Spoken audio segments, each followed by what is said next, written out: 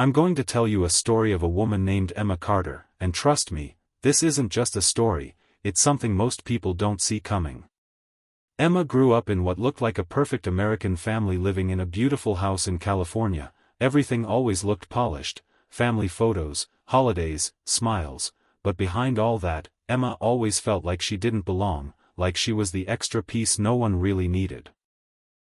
Her younger sister Sophia was the favorite, confident, social, and exactly what their parents wanted, especially their mother who cared a lot about image and what people think, while Emma was quiet, focused, and different, but she still loved her family and always showed up for them, trying her best to be enough.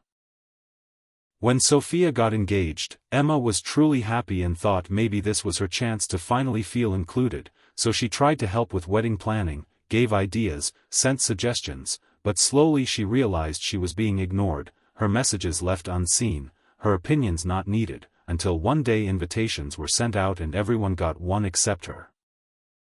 At first she thought it was a mistake, but when she called her mother, the answer she got changed everything. Her mom said calmly, "It's better if you don't come, Emma, you might ruin the atmosphere," and that moment didn't just hurt her, it opened her eyes because she realized they didn't forget her, they removed her. Emma didn't argue, didn't cry in front of them, she stayed silent and walked away, but that silence wasn't weakness, it was the beginning of something bigger. Weeks later, while her family was enjoying a luxury wedding in New York, posting perfect pictures online, Emma was quietly planning something of her own with her fiancé Daniel, something no one expected, something no one could ignore. 2 months later, her wedding took place at a stunning beach venue in Malibu, but it wasn't just a wedding. It was a global event, live-streamed, attended by people from different countries, designed with purpose, and even connected to a charity that helped children get education. No one knew the bride's identity at first, but when the cameras revealed her face, everything changed. People recognized her as the same woman who was excluded from her sister's wedding, and within hours her name started trending everywhere. Her phone filled with messages, especially from her family, shocked, confused, even angry. Her sister texted, "So this is revenge," and Emma replied calmly, "No, this is peace," because she didn't do it to hurt them, she did it to finally choose herself. Days later, her mother called and said, "You embarrassed us," but Emma answered in the most simple and powerful way, "I didn't embarrass you. I just lived my life," and then she said something that left her mother speechless, "You could have invited me." That silence on the other side said everything. Emma didn't destroy her family, she just stopped shrinking herself for people who never valued her, and in the end, her story wasn't about revenge. It was about self-respect, about walking away with dignity, and proving that sometimes the strongest thing you can do is stop asking to be accepted and start building a life where you don't need. Going to continue the story of Emma Carter, because what happened after her wedding was even more powerful than the wedding itself. After her name went viral and her wedding in Malibu became the talk of the internet, Emma didn't celebrate loudly, she didn't give interviews immediately, instead she chose silence again, but this time, it wasn't the painful silence she once felt, it was control. Back in California, her family was struggling to handle everything.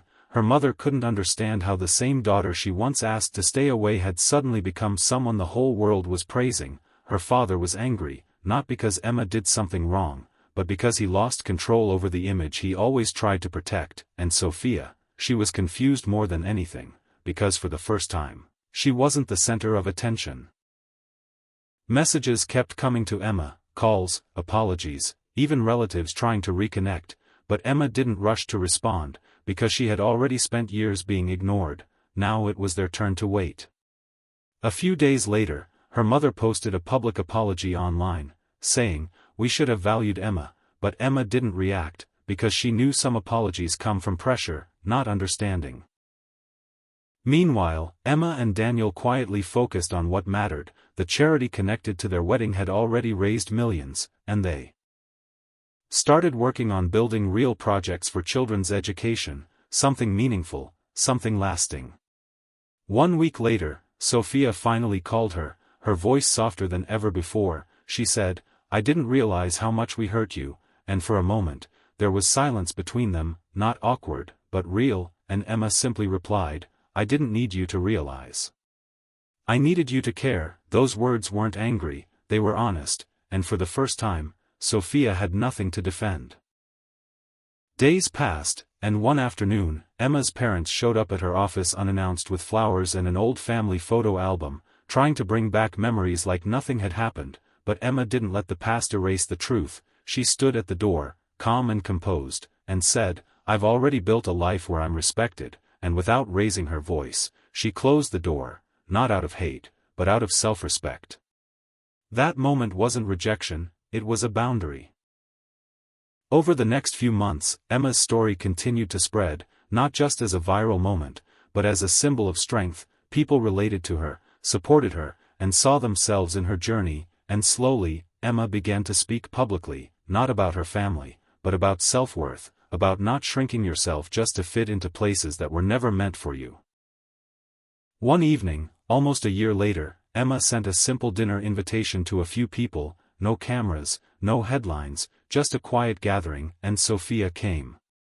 They sat across from each other, no competition, no pressure, just honesty, and Sophia said softly, "You didn't destroy us, you just showed us who you really are," and Emma smiled, because that was all she ever wanted, not revenge, not attention, just to be seen. Her parents didn't come that night, and maybe that was okay, because Emma had already moved forward, not waiting for their approval anymore. Later that night, she found a letter at her door from her mother. It simply said, "We saw your happiness. We hope one day we can be part of it." Emma folded the letter quietly, not rushing to forgive, not rushing to forget, because she understood something now. Forgiveness isn't about going back, it's about letting go of the weight you carried for so long. The next morning, she walked along the beach with Daniel, the same place where her story changed, the waves washing away every footprint behind her, and in that moment, Emma wasn't the forgotten daughter anymore. She was someone who chose herself, built her own path, and proved that sometimes the most powerful ending is not getting revenge, but finally finding peace. I'm going to finish the story of Emma Carter, and this part is not about revenge, it's about choices. Months after everything calmed down, Emma's life had completely changed. Her work was growing, her charity was helping thousands, and for the first time, she felt at peace without needing her family's approval. But one evening, she received a message from her father, short and simple, "We want to see you," and after a long pause, Emma agreed to meet them, not as the daughter who once begged to belong, but as someone who had already moved on. They met at a quiet cafe in California. Her mother looked emotional, her father unusually silent, and for the first time, no one pretended things were perfect. Her mother said softly, "We made a mistake," and Emma listened, not interrupting, not reacting quickly, because now she understood her worth didn't depend on their words. Then she calmly replied, "I'm not angry anymore, but I'm not the same either," and that sentence carried everything they needed to hear. There was no dramatic ending, no instant forgiveness, just truth and distance, and as Emma walked away, she didn't feel broken, she felt free, because sometimes closure isn't about fixing relationships, it's about accepting that you've outgrown them, and for Emma, that was enough.